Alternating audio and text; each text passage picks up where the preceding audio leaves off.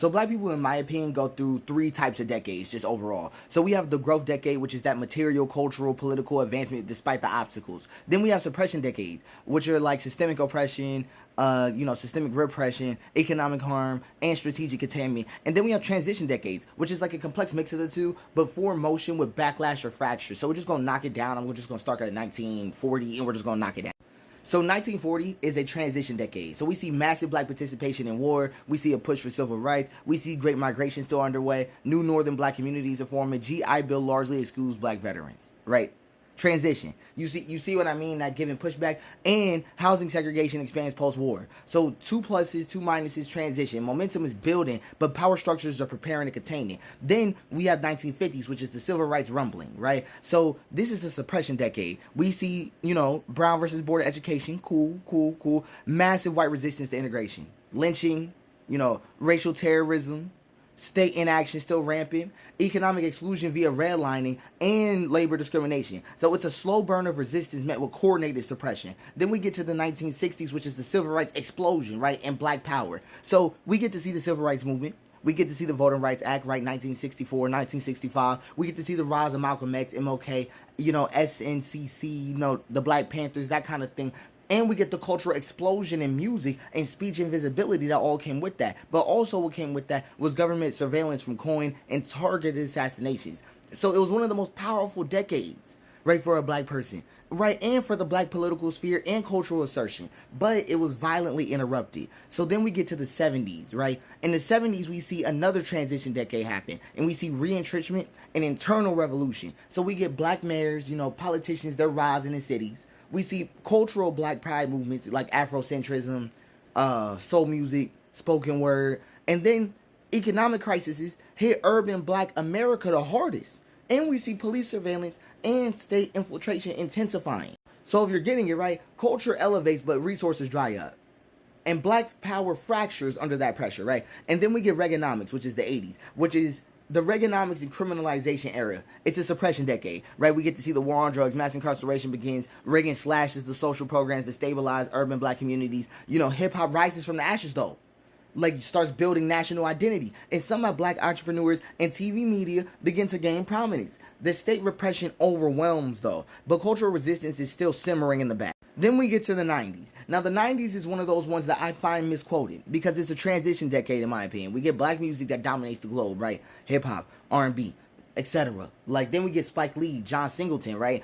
And create a more visual language for black stories. But we also get the 1994 crime bill ramping up that policing. We also get public housing gutted. We also get schools to stabilize. And we get wealth gaps that are widening. So black culture wins, but black lives suffer. Right. That was the 90s deal, right? Entertainment becomes export, but exploitation is just deepening. Then we get to the 2000s, right? And 2000s is actually a suppression decade, right? So we get to see visibility without power. So Obama rises in visibility, senator then president-elect, right? We get to see Jay-Z, Beyonce, Oprah, Tyler Perry become cultural institutions, basically. But Hurricane Katrina exposes government neglect for black people. The hood is hyper-policed and under-resourced. Stop and frisk era, surveillance tech ramps up. Black success became a spectacle, but mass black suffering is just normalized. Then we get to the 2010s. The 2010s was a growth decade. You notice how I ain't brought up a growth decade in a minute. Right? Just to clear it up for you. The last growth decade that I have documented is the 1960s. Right, so that was really a lot of the reasons why we get to enjoy the 2010s, because we saw uprising and hypervisibility. Black Lives Matter launches post Trayvon. Ferguson becomes a global resistance, right? Symbol of resistance. And we see Beyonce, Kendrick, Issa Rae, Ava DuVernay. I'm sorry, I just couldn't even make it through reading that. And they shift cultural narratives, right? And police violence continues unchecked, right? In this whole little spell of the 2010s, and algorithmic surveillance plus gentrification recontaining progresses, right? So a new era of black radical energy, digitally, artistically, politically. It was huge time, y'all, right, for in the 2010s, right? But there were still some problems, and this is where we get to today. So right now we're in a transition decade yet again, right? The last transition decade was the 1990s. We're in a very similar situation, right? So I'm expecting some hits, but getting back to the actual business, we're really in the middle of deciding what it's going to be, right? So post George Floyd, the protests shift the global discourse, right? Mutual aid, abolition, and reparations discussions are kind of gaining steam, right? Y'all hearing people out on that now, right? And really, it was something that wasn't even on the table discussion wise beforehand, but now it's something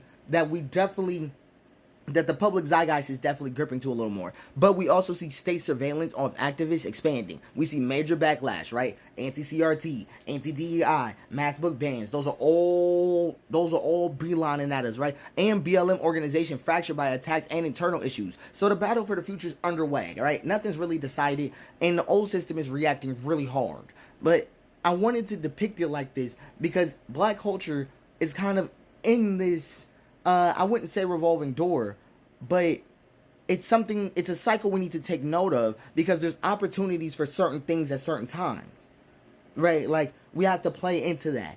And what we're looking at so far is a transition era that mirrors, the 90s, that mirrors the 70s, the exact same type of feeling, right? The World War II era, the exact same type of feeling. And by tapping into that, that'll really be something like a resource energy wise for even to look at and to examine for what's going on right now, because that is very much where Black culture relates to, at least decade sociologically.